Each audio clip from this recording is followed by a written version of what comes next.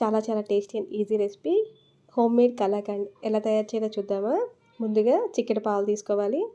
2 లీటర్ల చిక్కటి పాలు తీసుకొని స్టవ్ మీద మరిగించుకుందాం. ఈ పాలు బాగా దగ్గర పడిన దాకా మరిగించుకోవాలి.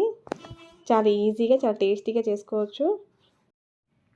పాలు పొంగుతున్నప్పుడు గెంటి పెట్టి కలుపుతూ మీగడిని లోపలికి వేసుకుంటూ పాలల్లోకి వేసుకుంటూ కలుపుతూ మరిగించుకోవాలి.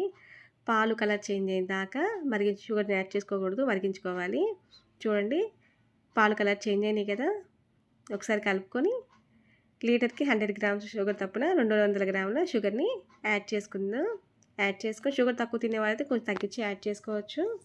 షుగర్ని యాడ్ చేసుకొని ఇంకొంచెం పాలు దగ్గర పడిన దాకా మరిగించుకుందాం. ఈ టేస్ట్ అంతా పాలు మరిగించుకునే దగ్గరే ఉంటుంది. దగ్గరుండి కలుపుతూ మరిగించుకోవాలి. చూడండి, ఈ స్టేజ్లో స్టవ్ ఆఫ్ చేసుకొని సర్వ్ చేసుకుందాం. ఎంతో టేస్టీగా ఉండే హోమ్ మేడ్ కలాకండ్ రెడీ. మీరు కూడా ఒకసారి ట్రై చేసి టేస్ట్ చేయండి.